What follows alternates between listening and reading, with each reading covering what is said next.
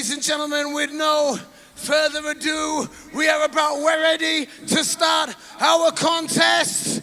This one will feature two hard hitters. Let me first welcome, fighting out of the blue corner. Bear with me. It was going so well. Please welcome, fighting out of the blue corner, Joe Williamson.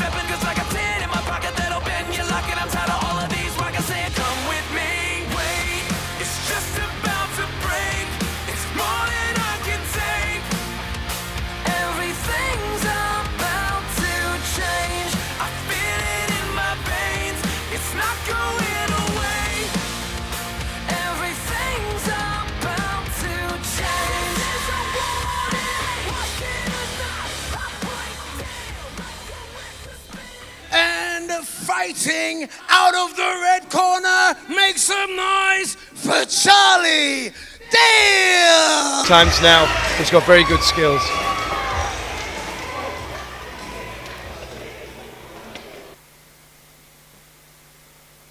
Ladies and gentlemen, this will be 3 2-minute rounds of B-class amateur MMA. This will be Middlesbrough versus South Shields. Your fighter, fighting out of the blue corner and making the trip down from South Shields. With a sharp coaching team, he's coming to make a statement. Please make some noise for SBG South Shields and your fighter, fighting out of the blue corner, Joe Williamson.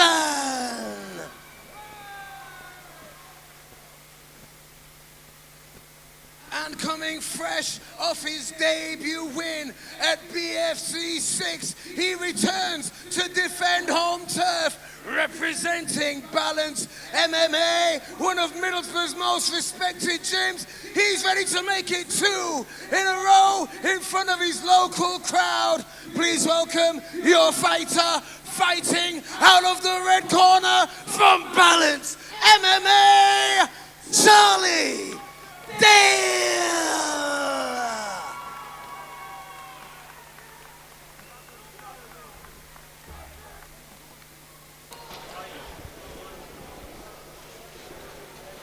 Here we go. Final checks before we were about to get the action going this evening.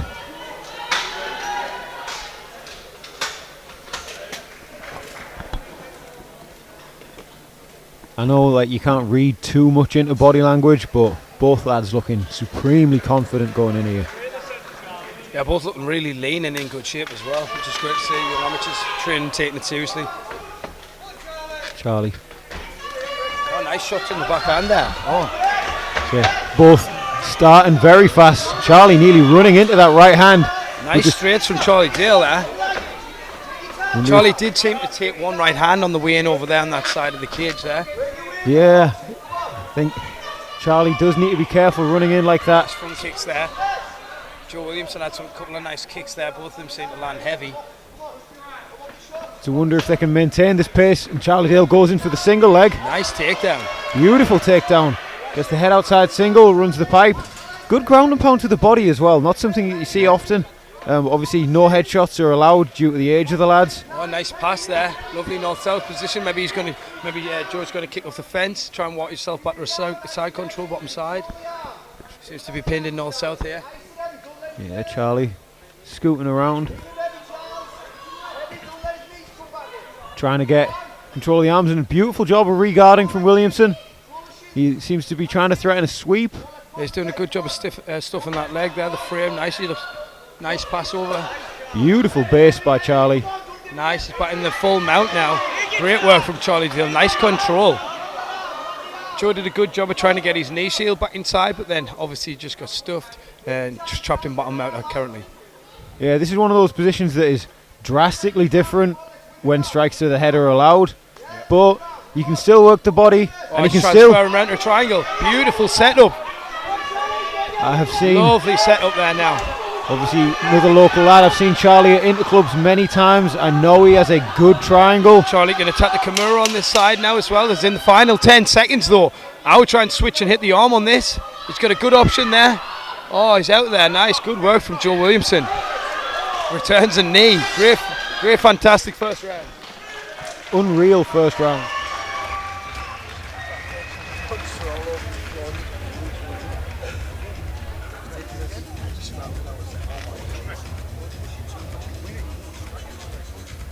But yeah, it was a very interesting first round from both lads. Charlie coming out much more aggressive. Obviously the question is, can he sustain that pace? That was a high work rate. He was charging in with those shots. Yeah. Mixing up the level with his striking, hitting the body, hitting the head. Wrestled. Got a lovely takedown, didn't he? He entered on the head inside single, switcher outside, ran the pipe. He came up on top. His control looked very good from there. He landed a couple of nice shots himself as he started off the first flurry, but he got hit with a lovely overhand right from Joe Williamson. And then over there on the far side, he landed a couple of good shots, but he did receive a couple of heavy body kicks as well. And obviously, you know yourself working the body. I know you're a great body puncher, Harry. You know how that affects you, and it's already been a gassy first round. Let's see how he comes out the second round. Let's see if he can keep the pace. Yeah, and to Williamson's credit, in the face of the adversity and the aggression of Dale, he seems to have remained very composed. Doesn't look that tired. Yeah, he looks super fresh. You can see him now. He's not breathing heavy. He's nice and relaxed. Oh, beautiful huge right backhand. hand. And again. Charlie could do with just taking some side steps as he strikes. I was just about to say, Harry, he could do a much better job of cutting the cage off and actually trying to cut angles and trap him a little bit more. But now we're seeing Joe with a good head position. He's got a nice underhook with his right arm. He's looking for the body locks. He's going to maybe peel him off the fence here. Yeah, Charlie keeping the whizzer. Nice takedown and nice defence. Good work from Charlie there. That was beautiful work. Yeah, I thought he was going down there, but he managed to keep his balance, and he goes for the whizzer throw. Joe Williamson in tight body lock position, Harry. Yeah, beautiful job keeping his hips low. Actually used the fence to post with his foot as a way of defending the whizzer throw, which is very interesting. Nice. And now he gets top position. Beautiful. He's got nice control too. I like what he was doing, controlling the head there. Nice. Yeah, very interesting. Some of these grappling exchanges have been really, really interesting. Very tight. Yeah, he's got lovely head position now. He's going to be able to keep him flat. Advanced position or tight position if he wants. His elbows are well away from his body, so he's got good opportunities to walk up. Yeah, and he's got a near side underhook. Obviously, Charlie's got the far side up. And just as I say that, he bails on it. Charlie does have the underhook, but it's quite shallow at the minute. He needs to get his elbow deeper through, and he needs to get more on his side. The underhook alone won't get him back up. He's scooting, he's going for it. Joe's in a good DOS position here. When every time he goes deep, when Charlie stays on his side, he's in a good position to wrap his neck, which is kind of what he looks like he's looking for. Obviously, him threatening that has forced Charlie to extend his underhook out, straightening his arm, weakening the power of the position. Lovely control. What an even match this is, by the way. Yeah, I was going to say, it's almost like it's like the first round decisively Charlie's, second round decisively Williams. Yeah, it's a very evenly matched fight. I like to see Charlie when he tried to extend his grip with the shoulder crunch position there. You can see clearly he has a lot of grappling skills. He's got good awareness. Beautiful control from Joe Williamson that round. It was like a reverse of the cards, wasn't it? Because the first round, as you said, Charlie had the full control with a mount position. Joe Williamson just did the exact same thing and returned the favour that round. Yeah, I think the sort of the hypothetical advice I'd be giving if I was in Charlie's corner, I'd be telling him to step to the side as he throws his combinations. He has gone in a straight line a few times, almost punching his way past Williamson into the cage. For Williamson, I just think if he can get top position again, his top pressure looked heavy. I think if he initiates the grappling this time, I think if he can initiate the grappling, get Charlie down and pin him down, I think the fight could be his. Yeah, as you see, you can see Charlie's got great skills there. For me, if I was Joe, tactically wise, I'd maybe try and let him rush in with them straightforward shots, and I'd try and time a jab and a level change, and maybe try and take him down early. Yeah, that's not a bad shout at all. It would be very hard for Charlie to defend a takedown running in with those shots, but Charlie has been going to the body, and it's hard to duck under body shots. Very interesting match. Charlie opening with the low kick again. I feel like he's going to go low kick right hand that he's done. Goes a bit higher. Oh, he's just been hit with a big clean right hand. And now Joe egging him on, but now he's entered him into a body lock position. That was a clutch exchange there. Oh, this is a clutch exchange. Nice heavy hips from Joe Williams. Nice. Williamson, he manages to reverse the position. Oh, Charlie, nice. He can actually control and roll to the back here, or he can come back up and drive his knee in. Charlie, he can stuff the knees, nip his knees tight and keep this position here. Nice. That's good. He can turn him to the side if he needs to. That's also a good option.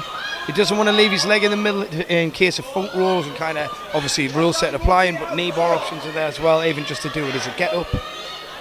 Yeah, he needs to mind his P's and Q's. The position, beautiful work, has now settled much more right now. Through, nice.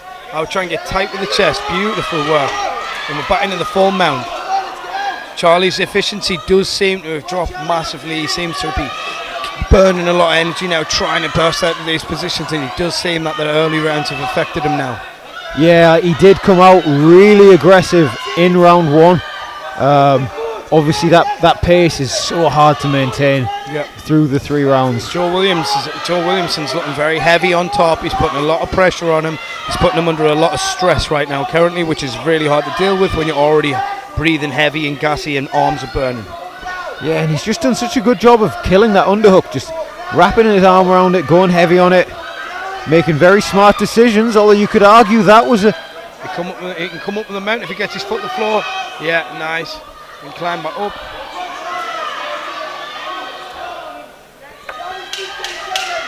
Ten seconds. Nice for the gamesmanship there from Joe Williamson. That was lovely. What a scrap. Yeah, beautiful fight that. Obviously, it's so good that young lads like this so early in their career are coming against good tests like that.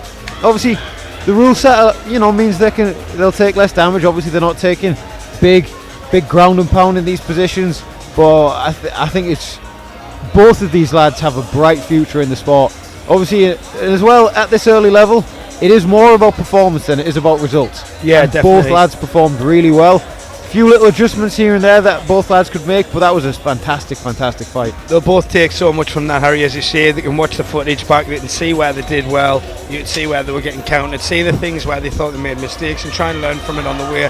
As I say, amateur careers now, it's not the way it used to be. You see a lot of these guys having long amateur careers now before turning over to the pro game, which in these fights they pay dividends later on in your career. You get your hard tests in now to develop your later game. Williamson with a bit of dancing, bit of snake hips. He does dance like a 40-year-old dad. Give them both a huge round of applause!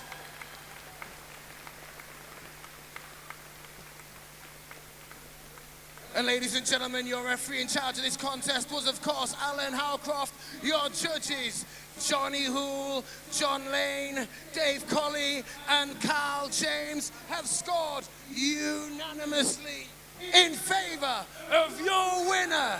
Your winner is in the blue corner, Joe Williamson.